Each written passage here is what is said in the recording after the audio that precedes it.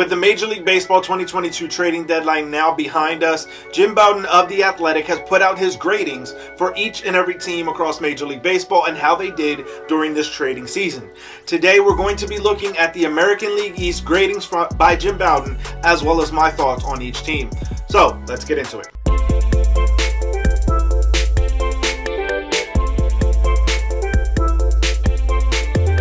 What's going on, baseball fans? Jeremy Laracuente here for the Baseball Banter Broadcast, and today we're going to be looking at the American League East, and we start with the top team in the division. Jim Bowden has given the New York Yankees an overall grading of an A for their trade deadline maneuvers, for the acquisitions and the departures by the New York Yankees. We know they shipped Joey Gallo out to the Dodgers, they sent Jordan Montgomery to the Cardinals, but they would bring in Frankie Montas, Lou Trevino, Scott Efros, and Andrew Benintendi to bolster all the weak links of their team.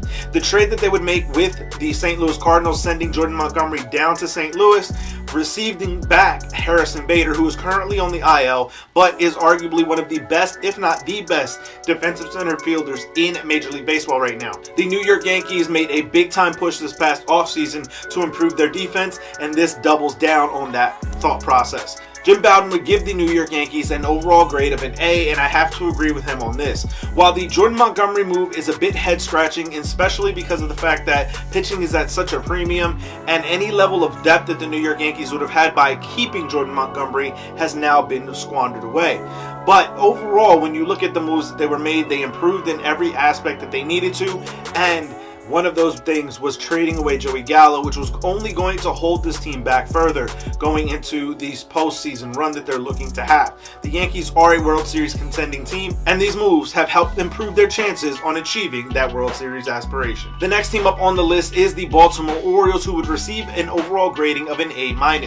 Baltimore was in a position where they had some assets to move, and they made the most of those trades. I think getting back all of the players that they did for their minor league system absolutely improved their stock going into the future. I think that Baltimore was playing much better than what anyone would have expected from them during this 2022 season, and by bringing in all of these future assets, whether some of them pan out or some of them don't, there are going to be a plethora of options now for Baltimore heading into the 2023 season and beyond. I think that Baltimore did a very smart move, capitalizing on the assets that they had, bringing in some quality talent, and maybe it is quantity over quality in terms of high leverage, high top tier prospects, but you never know when it comes to prospects what exactly you're going to get. So by bringing in so many, the odds are in Baltimore's favor that one or two of them will pan out and make these deals worth it. Again, Jim Bowden gave the Orioles an A- grading, and I also have to agree with this. I think that there's a lot to like about the moves that the Baltimore Orioles made. Again, looking towards the future, not necessarily what is happening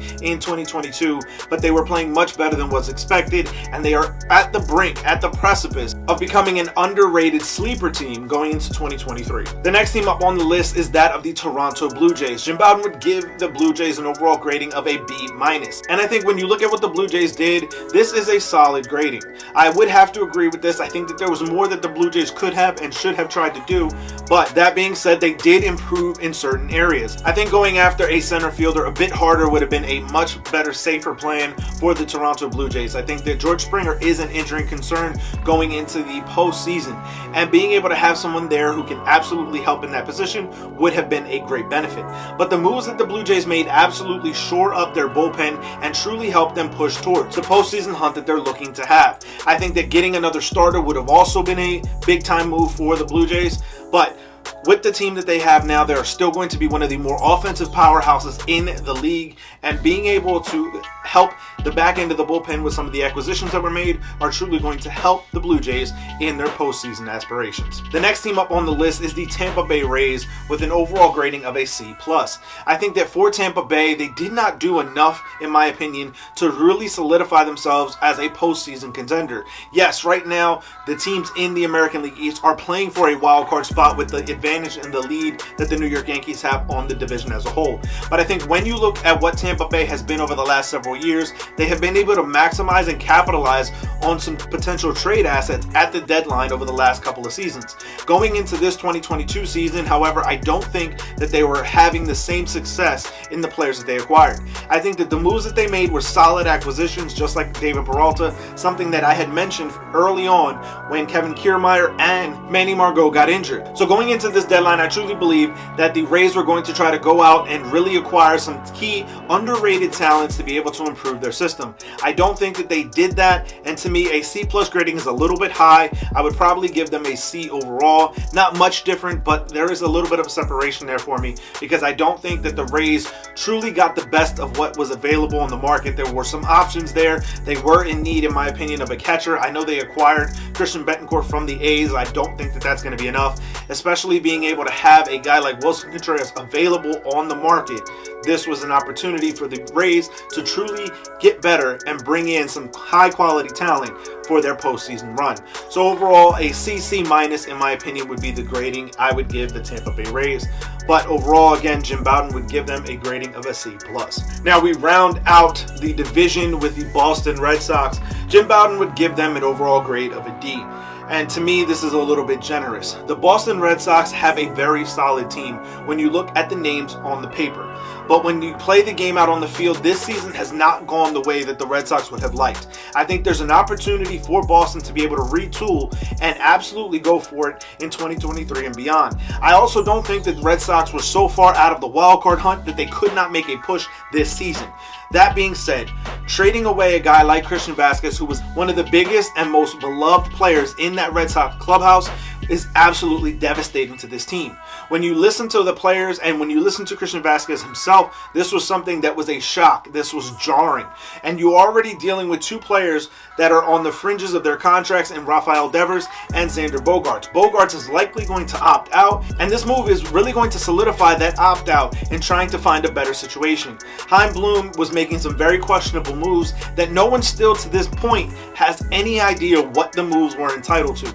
Trading away Christian Vazquez just to trade for Reese McGuire, then being able to acquire Tommy Pham but not moving JD Martinez. There's just a lot of things muddying up the waters in Boston, in my opinion, and this could have been a team that, had they made acquisitions to add to this team in a real way and not just quote-unquote look towards the future while retooling now, you're going to have a team that is seemingly directionless. And to me, the Boston Red Sox could have easily gone after some of these acquisitions and been able to truly put themselves in a position to be able to battle for a wild card, and not just one of the lower seats in the wild card, but push towards the top of that standing. When you look at what Boston did, to me, a grading of a D- is more likely because there just was no real direction to what this team was looking to do. But I want to hear from you guys. Let me know your thoughts, your feelings on this down in the comment section below. What would be the gradings that you would give to the trading season for each and every team in the American League East? Let me know those thoughts and those feelings down in the comment section below, or find me over on Twitter at JLaracuente19 to keep the conversation rolling. As always, keep it locked into the entire JLMG family with We Sibs, the Granny Geek Show, and of course here on the Baseball Banter Broadcast. For sticking around to this point, head over to baseballbanterbroadcast.com. Use the promo code BANTER to save 5% off your order. Keep it locked in all season as we continue to look at the gradings that Jim Bowden would give to the teams for their trading deadline in this 2022 campaign, as well as the latest news, notes, and my personal thoughts, theories, and opinions on the game of Major League Baseball. Peace.